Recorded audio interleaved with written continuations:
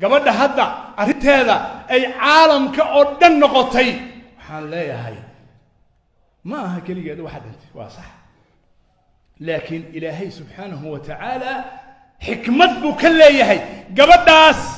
Soomaalida ah ee muslimadda ah in dhiigeedu maanta uu noqdo waxa arintan qarxiya inuu noqdo oo siyaasiyiintii kashifa oo mas'uuliyaadka kashifa oo dulmiga kashifa oo dhiig badan oo muslim oo daatay kashifa ayaa ilaahay ka leeyahay ee ikraan ma aha kaligeed wax dhintay laakiin xikmad baa ilaahay ka leeyahay waxaan leenahay arintaas waa arin weyn oo ilaahay subhanahu wa ta'ala uu daba joogo walla inaanay noqonayn arin ciyaar ah oo lagu kala tago boqolaal culimo ah zuhaad ah mas'uuliin ah wasiir ah xildhibaan ah meeqa dhintay dhiigooda dhulka ku daatay oo aan waxba laga haynin maxaa dhacay xikmadda ma isweydiiseen maanta inuu ilaahay kashifo oo banaanka soo saaro dilka gabadha yar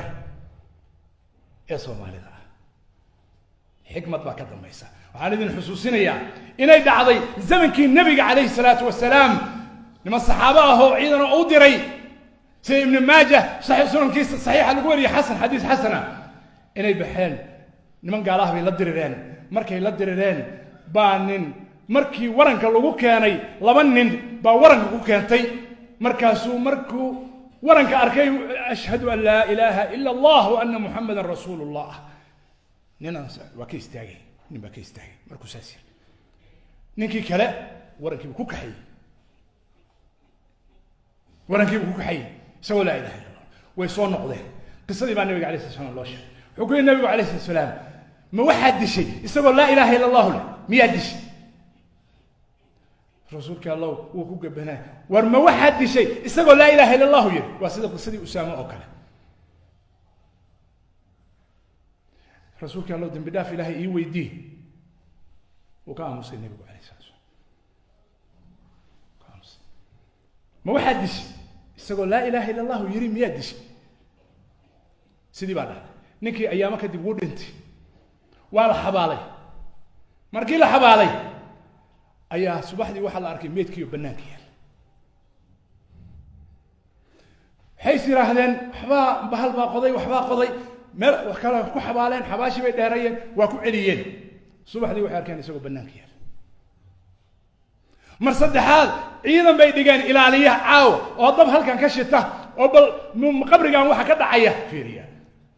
hurdoon ba hadhow qaaday nimankii meydkii banaanka yaala subaxdii la arkay nabiga kaleey salaam baa loo sheegay wuxuu yiri kaleey salaatu wassalaam dhulka waxa ku jiray buu yiri ninkan dad ka shar badan baa dhulka ku jira oo dhulku aqbalaha laakiin ilaahay subhanahu wa ta'ala wuxuu idin tusayay xurmada uu leeyahay dhiigga muslimku dhiigga muslimku ciyaar ma gabadha hadda arinteedu taagan tahay ee dhibka weyn ka cisay qadiyadeedu meesha ay marayso aad ogtihiin meel cid ma dhacayso waxay ila tahay dhiigaas in ilaahay daba socdo ilaahay subhanahu wa ta'ala wuxuu daba socdanaha cid badbaadin karta ama hor istaagi karta ma jirto xukaamta Soomaaliya waxaan leenahay gabadhaas iyo ehelkeedii waxay ramsi u tahay tusaale waxay u tahay malaayiin Soomaali oo dhimatay dhulka hoosteeda ku jira bay arinteedu ka kicinaysaa cadaalad hal lagu xaqo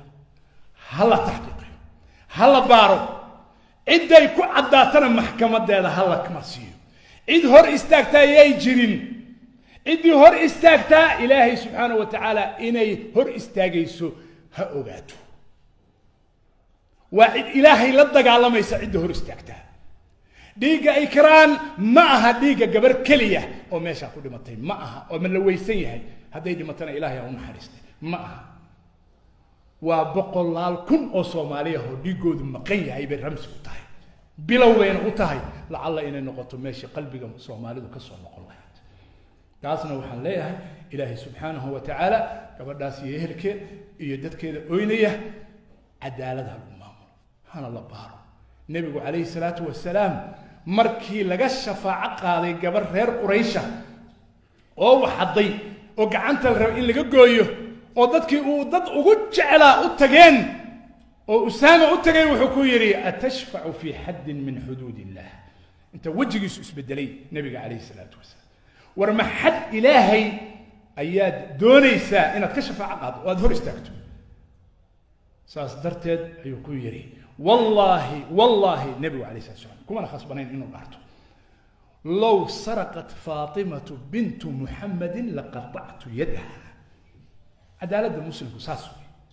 عدالة الإسلام ككتاب كإلهي اللي الله النقضة وقلبي إنه أخشوعه تاسوي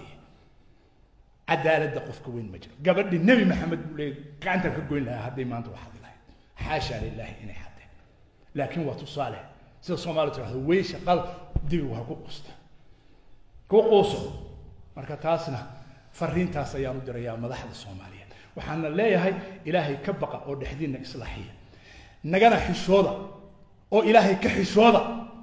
oo dadka adduunka jooga ka xishooda wax aan dawladnimo ahayn oo sharaf ahayn oo magac noo ahayn oo adduunku nagu qasrana ha samaynina wixiina hoos u samaysta haddaad samaysanaysa ilaahay subxaanahu wa tacaala kitaabkiisa u soo noqda oo culimo iyo kitaabka ilaahay ku kala baxa oo maxkamadda ilaahay imaada haddaad diidaan sow maaha falaa ta'sa cala alqawmi alfaasiqiina ayaa idin sugaysa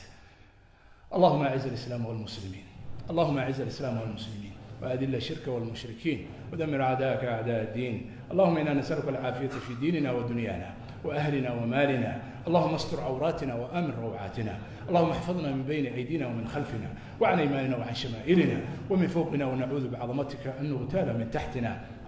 اللهم اغفر لآبائنا وأمهاتنا اللهم اغفر لهم وارحمهم وعافهم واعف عنهم وأكرم نزلهم ووسع مدخلهم واغسلهم بالماء والثلج والبرد ونقهم من الذنوب والخطايا كما ينقى الثوب الأبيض من الدنس اللهم أصلح أحوالنا وأحوال المسلمين اللهم أصلح أحوالنا وأحوال المسلمين اللهم أصلح بلادنا وبلاد المسلمين اللهم أصلح حكامنا وحكام المسلمين اللهم إنا نسألك العافية في الدنيا والآخرة اللهم إنا نسألك العافية في ديننا ودنيانا وأهلنا ومالنا اللهم استر عوراتنا وآمن روعاتنا اللهم احفظنا من بين أيدينا ومن خلفنا وعن أيماننا وعن شمائلنا ومن فوقنا ونعوذ بعظمتك أن نغتال من تحتنا اللهم احسن عاقبتنا في الأمور كلها وأجرنا من خزي الدنيا وعذاب الآخرة اللهم لا تدع لنا في مقامنا هذا ذنبا إلا غفرته ولا هما إلا فرجته ولا كربا إلا نفسته ولا دينا إلا قضيته ولا مريضا إلا شفيته ولا مبتلا إلا عافيته ولا حاجة لك من حوائج الدنيا والآخرة هي لك فيها رضا ولنا فيها صلاح إلا عنتنا على قضائها